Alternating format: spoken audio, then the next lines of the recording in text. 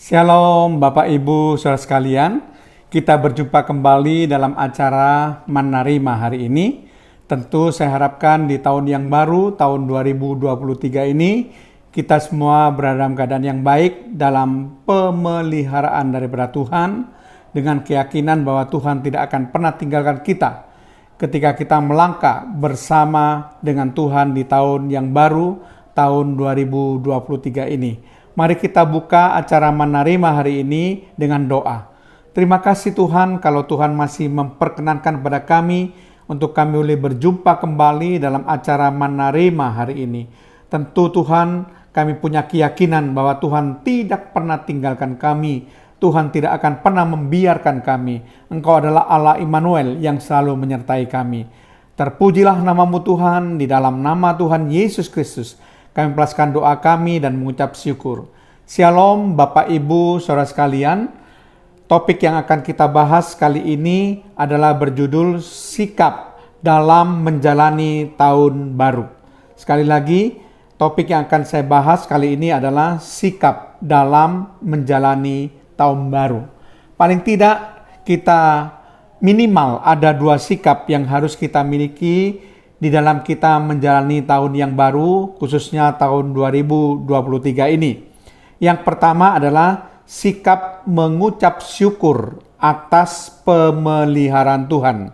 Sekali lagi, sikap yang pertama adalah sikap mengucap syukur atas pemeliharaan Tuhan. Kita tahu bahwa kasih setia Tuhan itu selalu baik-baik kita. Kasih kesetia Tuhan dan kebaikannya yang tidak akan pernah kita bisa balas. Karena Tuhan selalu baik, sudah mengasihi dan memelihara kita. Di dalam Mazmur 118 ayat 29 dikatakan, bersyukurlah kepada Tuhan sebab ia baik, bahwasanya untuk selama-lamanya kasih setianya. Kenapa kita harus mengucap syukur atas pemeliharaan Tuhan? Karena kita tahu bahwa Tuhan senantiasa memberikan kepada kita kebaikan-kebaikan. Kita harus bersyukur atas kebaikan dan kasih setia Tuhan ini. Itulah suatu sikap yang harus kita ambil. Karena dalam setiap hari kita pasti menerima kebaikan Tuhan. Dalam setiap hari ketika Tuhan memberikan kepada kita kesehatan, kita sudah bersyukur. Demikian juga dalam setiap hari di mana Tuhan izinkan kita masih memiliki nyawa untuk memperbaiki hidup kita. Kita juga mengucap syukur. Jadi selalu ada alasan setiap hari untuk kita mengucap syukur kepada Tuhan. Karena Tuhan sudah memelihara kita. Dan kasih setia Tuhan itu selalu ada buat kita dan tidak akan pernah berhenti. Tuhan selalu melanjutkan kasih setianya kepada kita. Mari kita melihat dalam Yeremia 31 ayat yang ketiga. Dari jauh Tuhan menampakkan diri kepadanya. Aku mengasihi engkau dengan kasih yang kekal. Sebab itu aku melanjutkan kasih setiaku kepadamu. Jadi Tuhan mengasihi kita dengan kasih yang kekal. Dan kasih yang kekal ini merupakan kasih agape, kasih ilahi, yaitu kasih dengan martabat yang tertinggi. Dan Tuhan katakan Tuhan tidak pernah berhenti mengasihi kita. Dia selalu melanjutkan kasih setianya kepada kita. Demikian juga kita nggak perlu khawatir atas apapun yang kita perlukan. Karena kita yakin dan percaya Tuhan pasti akan memelihara.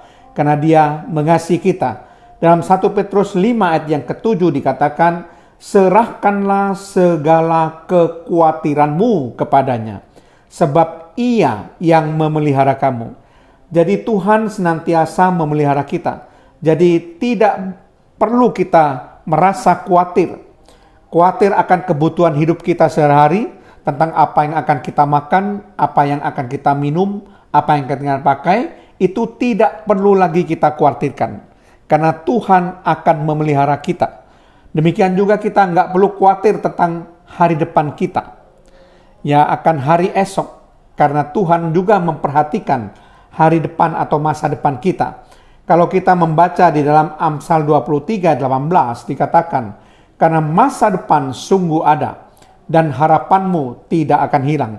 Jadi masa depan kita adalah masa depan yang benar-benar ada. Dan itu sudah dijamin oleh Tuhan.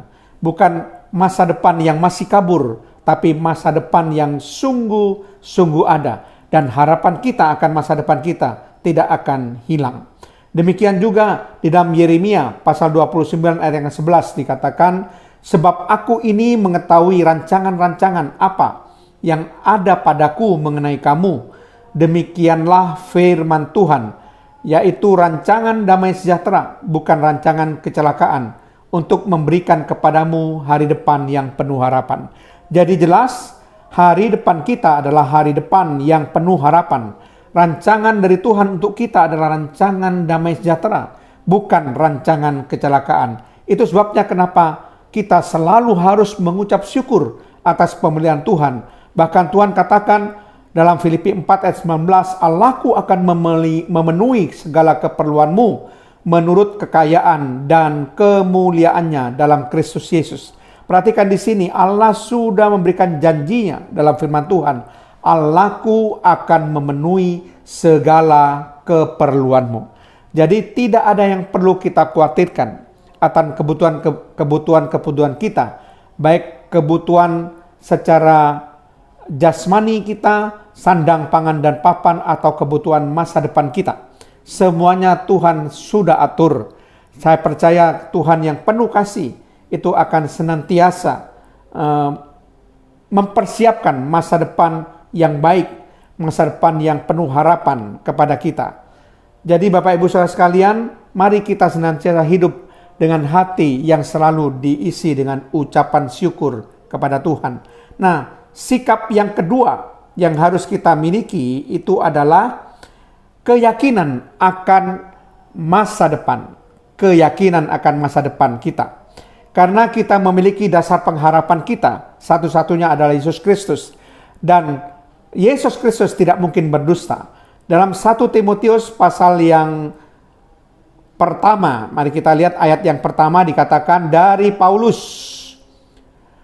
Rasul Kristus Yesus menurut perintah Allah, Juru Selamat kita, dan Kristus Yesus dasar pengharapan kita.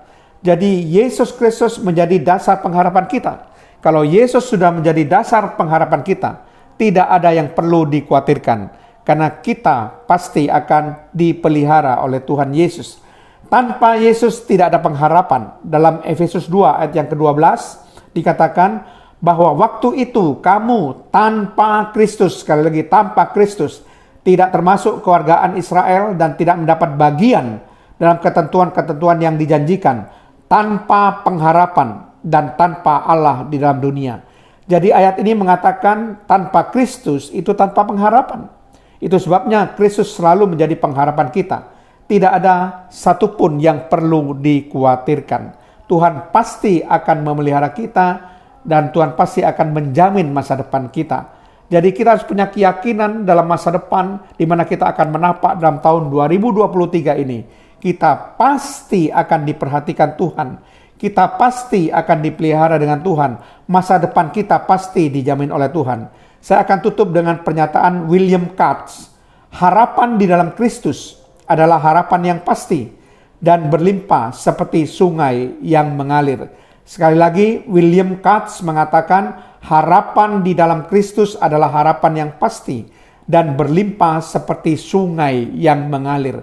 Di sini kita bisa melihat bahwa harapan di dalam Kristus, bukan di luar Kristus, tapi di dalam Kristus, itu harapan yang pasti. Karena Kristus tidak pernah berdusta. Dan harapan di dalam Kristus itu dikatakan berlimpah. Seperti sungai yang mengalir, tidak pernah berhenti. Yesus senantiasa mengasihi kita, tidak pernah berhenti. Yesus senantiasa memelihara kita, tidak pernah berhenti. Yesus senantiasa menjamin masa depan kita, tidak pernah berhenti. Jadi dua sikap ini harus kita pelihara dalam kita menjalani tahun yang baru. Yang pertama, selalu mengucap syukur atas pemeliharaan Tuhan. Yang kedua, memiliki keyakinan akan masa depan kita. Amin. Mari kita berdoa. Terima kasih Tuhan, kalau Tuhan begitu baik, Tuhan bisa menjamin apapun yang kami butuhkan. Kami tidak perlu khawatir dan takut terhadap apapun juga Tuhan. Karena kami memiliki Yesus sebagai dasar pengharapan kami, Kristus yang tidak pernah berdusta. Apapun yang Tuhan Yesus janjikan pasti ya dan amin adanya. Terpujilah namamu Tuhan. Di dalam nama Tuhan Yesus Kristus. Haleluya. Amin.